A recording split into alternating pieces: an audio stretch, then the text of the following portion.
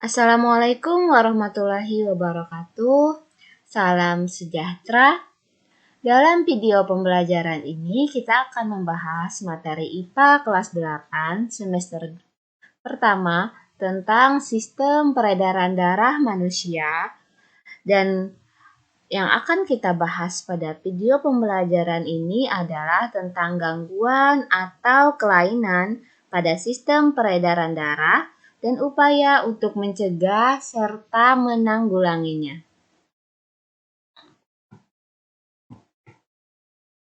Kompetensi dasar: menganalisis sistem peredaran darah pada manusia dan memahami gangguan pada sistem peredaran darah serta upaya menjaga kesehatan sistem peredaran darah.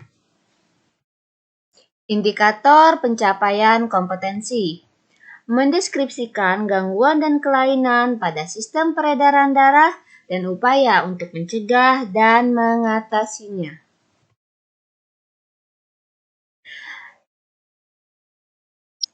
Yang pertama adalah jantung koroner. Penyakit jantung koroner bukanlah penyakit yang asing. Penyakit jantung koroner itu merupakan salah satu penyebab utama terjadinya kematian baik di negara maju maupun negara berkembang. Nah, tahukah kamu apa yang menjadi penyebab terjadinya penyakit jantung koroner? Penyakit jantung koroner terjadi jika arteri koronaria tidak dapat menyuplai darah yang cukup ke otot-otot jantung. Arteri koronaria merupakan pembuluh darah yang menyuplai nutrisi dan oksigen ke otot-otot jantung. Kondisi ini dapat terjadi karena arteri koronaria itu tersumbat oleh lemak atau kolesterol. Kalian bisa memperhatikan gambar. Gambar tersebut adalah gambar penyumbatan pada arteri koroner. Jika otot-otot jantung itu tidak mendapatkan nutrisi dan oksigen, maka otot jantung tidak dapat berkontraksi, sehingga jantung tidak dapat berdenyut. Gejala dari penyakit jantung koroner ini antara lain dada terasa sakit, sakit pada bagian lengan dan punggung, napas pendek, dan kepala pusing. Nah, ada beberapa cara untuk mencegah penyakit jantung koroner. Cara mencegah penyakit jantung koroner antara lain yang pertama melakukan olahraga dan istirahat yang teratur. Menjaga kesehatan jantung dapat dilakukan dengan berolahraga secara teratur. Olahraga tidak harus berat, yang penting teratur dan dilakukan dengan baik. Olahraga yang dilakukan bisa saja olahraga yang ringan, misalnya berlari kecil, jalan kaki, atau mau olahraga yang lebih berat, misalnya bermain bulu tangkis, basket, sepak bola, atau olahraga lain. Maka sebaiknya diawali dengan melakukan pemanasan untuk olahraga-olahraga yang cukup berat. Jadi pemanasan ini berfungsi untuk membuat kecepatan denyut jantung bertambahnya secara bertahap. Selain olahraga teratur, untuk menjaga kesehatan jantung diperlukan istirahat yang cukup juga. Istirahat dapat dilakukan dengan duduk santai ataupun tidur. Jadi kurangi bergadang.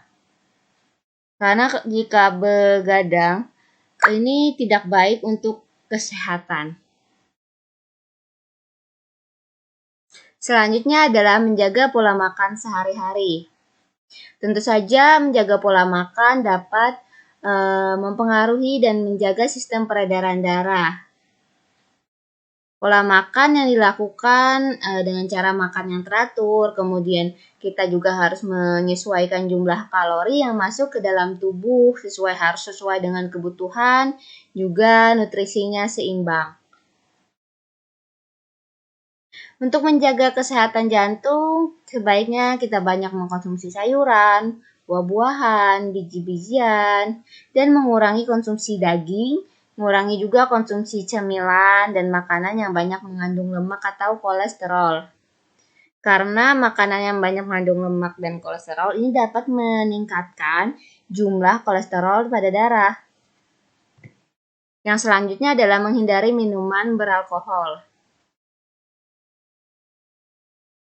Tahukah kamu apa bahaya dari mengonsumsi minuman beralkohol bagi kesehatan, terutama sistem peredaran darah yang kita bahas? Jadi minuman beralkohol ini dapat memicu terjadinya gangguan pada sistem peredaran darah. Semakin banyak mengkonsumsi alkohol, maka risiko terjadinya penyakit jantung itu juga semakin tinggi. Oleh karena itu, hindari minuman beralkohol agar tidak terserang penyakit jantung. Selanjutnya adalah menghentikan kebiasaan merokok. Pada orang yang merokok, asap rokok akan merusak dinding pembuluh darah. Kemudian nikotin yang terkandung dalam asap rokok juga akan merangsang hormon adrenalin yang akibatnya akan mengubah metabolisme lemak. Hormon adrenalin ini akan memacu kerja jantung. Selain itu, merokok juga dapat menyebabkan elastisitas pembuluh darah berkurang, sehingga meningkatkan pengerasan pembuluh darah arteri dan meningkatkan faktor pembekuan darah yang memicu penyakit jantung dan stroke. Perokok mempunyai peluang terkena stroke dan jantung koroner sekitar 2 kali lipat lebih tinggi dibandingkan dengan orang yang bukan perokok. Oleh sebab itu, maka kita tidak boleh meremehkan keberadaan asap rokok karena juga bisa menyebabkan penyakit jantung koroner dan gangguan pada pembuluh darah. Selanjutnya adalah menghindari stres berlebihan. Karena stres berlebihan ini dapat menyebabkan naiknya tekanan darah dan juga meningkatkan denyut jantung. Kondisi ini akan menyebabkan kerusakan dinding pembuluh darah. Dan yang terakhir ada menjaga berat badan dalam kondisi ideal. Sebab berat badan yang tidak terkontrol ini dapat menyebabkan terjadinya obesitas. Obesitas itu juga dapat meningkatkan resiko terkena serangan stroke sebesar 15% dan obesitas dapat menyebabkan terjadinya hipertensi dan juga penyakit jantung. Selanjutnya ada stroke. Stroke merupakan suatu penyakit yang terjadi karena kematian pada jaringan di otak yang disebabkan karena kurangnya asupan oksigen di otak. Hal ini terjadi karena pembuluh darah pada otak tersumbat oleh lemak atau kolesterol ataupun salah satu pembuluh darah di otak pecah. Kalian bisa perhatikan gambar. Gambar ini adalah gambar penyumbatan arteri dalam otak oleh lemak. Adapun cara untuk mencegah agar kita terhindar dari serangan stroke yaitu kita harus melakukan beberapa pencegahan yang sama seperti mencegah penyebab penyakit jantung tadi.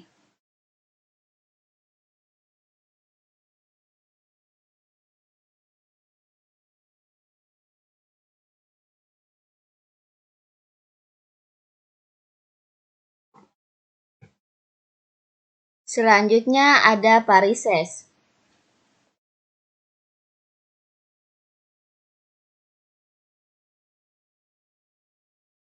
Varises bisa kalian lihat ilustrasinya seperti pada gambar. Jadi varises ini adalah suatu keadaan di mana pembuluh darah balik atau pembuluh darah pena ini mengalami pelebaran dan terpuntir.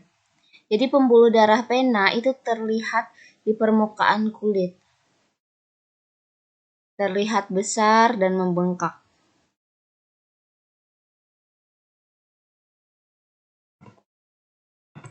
Adapun cara untuk mencegah penyakit varises yaitu yang pertama menaikkan tungkai saat tidur.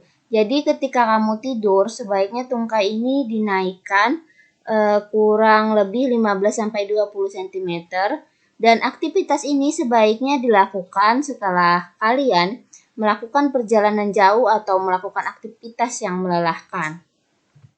Yang kedua, menghindari berat badan berlebih. Yang ketiga, menghindari berdiri terlalu lama. Yang keempat, berolahraga secara teratur seperti berjalan, berenang, dan senam. Yang kelima, menghindari menggunakan sandal atau sepatu hak tinggi. Tapi bukan berarti selamanya kamu tidak boleh memakai sepatu dengan hak yang tinggi.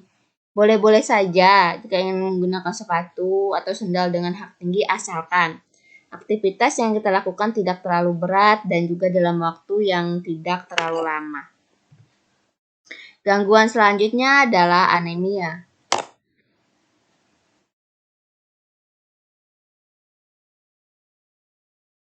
Anemia ini merupakan gangguan yang disebabkan oleh kekurangan hemoglobin atau sel darah merah. Jadi kalian bisa lihat ilustrasi pada gambar. Bagian A itu sel darah merah dalam kondisi normal, sedangkan yang B itu kondisi penderita anemia. Apabila kadar hemoglobin dalam darah ini rendah, maka dapat menyebabkan tubuh kekurangan oksigen, sehingga tubuh akan terasa lesu, kepala pusing, muka pucat, dan anemia ini dapat terjadi akibat terganggunya produksi eritrosit. Kondisi ini terjadi karena tubuh kekurangan zat besi. Anemia juga dapat terjadi karena adanya pendarahan yang hebat. Dan bagi para perempuan, anemia dapat terjadi pada saat sedang mengalami menstruasi. Setiap terjadi menstruasi, tubuh akan kehilangan darah dalam jumlah cukup banyak, yaitu sebanyak 50-80 ml dan zat besi sebesar 30-50 mg. Oleh sebab itu, agar tidak mengalami anemia, maka sebaiknya selama masa menstruasi kamu mengonsumsi makanan yang mengandung zat besi, mengonsumsi makanan bergizi, dan jika diperlukan mengonsumsi suplemen penambah zat besi. Selanjutnya adalah hipertensi dan hipotensi. Hipertensi disebut juga tekanan darah tinggi. Terjadi jika tekanan darah di atas 120/80 mmHg. Gejala penderita hipertensi antara lain sakit kepala, kelelahan, pusing, pendarahan dari hidung, mual, muntah, dan sesak napas. Hipertensi dapat disebabkan karena arteriosklerosis atau pengerasan pembuluh darah, dapat juga disebabkan oleh obesitas atau kegemukan, kurang olahraga, stres, mengonsumsi minuman beralkohol, atau yang banyak mengandung garam, lemak, dan kolesterol. Jadi, cara untuk mengatasi hipertensi adalah antara lain bagi penderita hipertensi yang disebabkan karena obesitas, maka harus menurunkan berat badannya sehingga mencapai berat badan ideal. Hindari mengkonsumsi minuman beralkohol dan makanan berlemak dan mengandung kolesterol tinggi. Kemudian kita juga bisa berolahraga secara teratur, hindari kebiasaan merokok, dan hindari faktor-faktor yang dapat menyebabkan stres. Sedangkan hipotensi, hipotensi ini kebalikan dari hipertensi. Hipotensi disebut juga dengan tekanan darah rendah.